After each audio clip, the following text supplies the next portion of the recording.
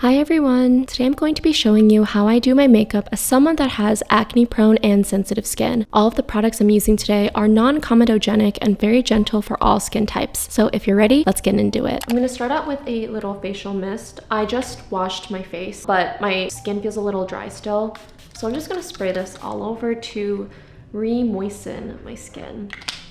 Oh, I kind of ate that. Next, I'm going to use this Medicube Pink Peptide Serum. They actually recently sent this to me, but I've seen it all over TikTok. And this has like a bunch of super good skincare ingredients. It's basically like a cocktail of PDRN, which is like a bunch of peptides, and collagen is made up of peptides. So this is going to give my skin a nice plump, firm look without clogging my pores. Then I'm going to just use a simple moisturizer. If you notice that your makeup creases, especially under your eyes, it's a sign that you're not moisturizing enough. So I need to make sure that my eyes are nice and hydrated so my makeup stays put. Today it is a little bit cloudy, but you still have to use SPF every single day, especially if you experience hyperpigmentation and dark spots. The only way to actually prevent you from getting more is using SPF. Anytime before I do my makeup, I always like to go in with a primer, and I'm actually running low of this one. This is the e.l.f. Power Grip Primer. So as you can see, I have been breaking out quite a bit, and all of my pimples leave me the worst dark spots, and they take so long to fade. So I like going in with a color corrector to basically conceal my dark spots. So I'll first take this green color, and any place that I have redness, I will put it over the area, and it will literally just disappear. So using green on any place you have redness or inflammation is basically going to neutralize the color. And you see on my chin, I have a blemish. I'll just put the green over it and it's like mostly gone. I like to use this tapping motion to pack in the color corrector, because if you start swiping it, the coverage won't be as thick. So now once I've gone in with the green, I will go in with this salmon color, and I will use it on my dark circles. And as you can see, it did a pretty good job at hiding my dark circles without having to load on a bunch of concealer. So now it's time for foundation. I am very particular about the kinds of foundation that I use because, again, I have combination sensitive skin, sometimes can be acne prone. So I really don't want to use something that's gonna feel like it's clogging my pores. I will sometimes grab the Giorgio Armani Luminous Silk Foundation because it will still give you that natural glow without feeling like a big grease ball. But one of my all-time favorite foundations to use is this Romand New Zero Cushion. If you have oily skin, acne prone skin, and combination skin, sensitive skin, using a cushion is gonna be your best friend because it allows you to slowly build up the coverage. So I have this in the shade 3 Natural 21, and a lot of people will just take the cushion and apply it directly onto their skin, but you do not want to do that because you will not get even coverage. I like to just apply it on the puff and then pat it on the lid. So again, it just distributes the foundation evenly onto the sponge. Also, if you couldn't tell, I recently dyed my hair back to natural.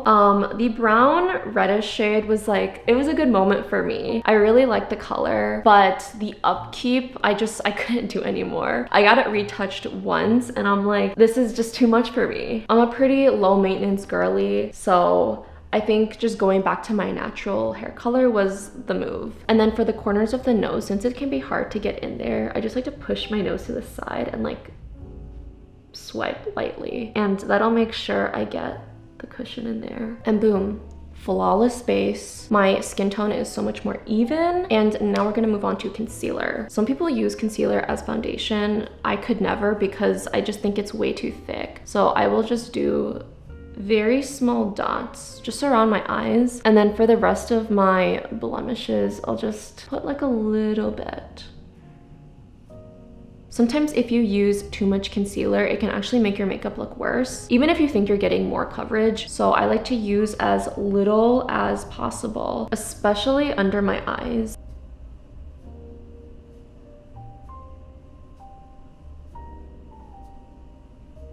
I'm going to be using my tried and true Laneige Neo Essential powder that comes with like this mesh compact. So I will just dispense some onto a very small finger powder puff, and I will just concentrate that right under my eyes and near my nose. Okay, so for the eyes, I'm going to be using this Lily by Red palette today that just has a bunch of super pretty pinks and neutral shades. As a base, I'm gonna be going in with the lightest shade here and applying that all over the lid. Then I'm going to be taking this slightly darker, it's almost like a mauve color, and kind of focusing that on the outer half. Then taking these two dark brown colors, I'm going to be outlining my lash line and drawing it up to a wing. Then I'm just using a fluffy brush to blend it all in. And this is what it should look like. There's a gradient from the bottom to the top. Next, I'm going to take that same mauve shade and using a smaller brush, kind of go around my bottom lash line. And then I will just sort of connect it to the outer corner. And this kind of makes the eye look a little bit more moody and adds more depth. And I can't do an eye makeup look without using a bit of shimmer. So I'm taking this light shimmery shade plus this bottom one, and then using my finger, I'm just gonna pat that into my inner corner. And this just adds a pop of shimmer and makes my eyes look more open. Next, I want to emphasize my under eye fat, or the xoxo. So I'm gonna go in with this cream eyeliner that's a little bit shimmery, and I'm just gonna highlight this part. It also comes with a brush on the other side so that you can blend it in. And actually, I kind of want a little more pop right on my xoxo, so I'm going to take the two shimmery shades I used on the inner corner and kind of just pack that in on my under eye fat. Everybody likes to emphasize different parts of their face when they're doing their makeup. For me, I like to just draw the attention to my eyes, so that's why I spend a lot of time on this part. And this is what the eyeshadow looks like. I think it's super romantic for fall and winter, but still looks fairly natural. For my eyeliner, I've always been a pencil girl. I used to use like liquid eyeliner, but I think my makeup over the years has just gotten super natural. And then to soften any harsh lines, I'm just gonna take a small brush and blend out this wing.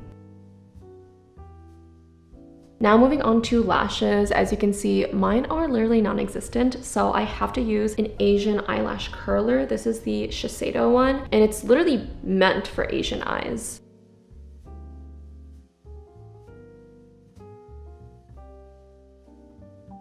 Speaking of having Asian lashes, they are always stick straight. If anything, they stick down. So I need to use waterproof mascara always. This is the Clio Kill Superproof Mascara that everybody raves about, but for good reason. This keeps my lashes up. Oh my gosh, I literally got mascara on my eyelid. If this happens to you, all you gotta do is like wait for it to dry, and then you take a spoolie and you just carefully scrape it away. I am going to be using some false lashes today. I just got these ones from Amazon, and as you can see, I cut them into clusters. Do you see that difference? I've been wearing these lashes for so long now, but every time I put them on, I'm still so shocked at how good they look. They almost look like my lashes, but better. I've had people ask me, wow, like you have such naturally long lashes, and I'm like, they're not mine, they're fake. So yeah, I'll try to find these on my Amazon, and then I'll link it in the description. For brows, I've been loving the brow gel and then going in with a pencil combo, because the gel sort of fills in the holes, and then I just take the pencil to clean it up. Okay, I forgot to contour, so I'm gonna do that really quickly. I love this Wake Make contour because it's actually a gradient. So it just gives you a really nice, natural sculpted look. And I use a fluffy brush to do this, so I don't accidentally put a huge streak right on my cheek. Now I'm going to go in with a powder blush. This is by Flower Nose, and their whole like product line, all their packaging is so coquette. It's so fairy. I love it so much. It just makes me feel like a girly girl. Next, I'm gonna do a little bit of highlighter. This one is also by Flower Nose, and again, just the most superior packaging. Look at the actual highlighter. Like, the details are insane.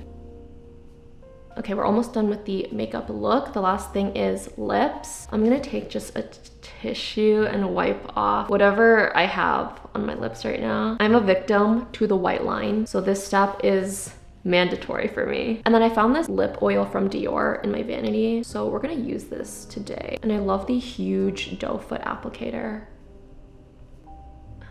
Then last but not least is setting spray. This is my holy grail. I've been using this ever since I got into makeup. It's the Urban Decay All Nighter Setting Spray. So if you have oily skin, combination skin, whatever, and your makeup tends to like melt, you need this.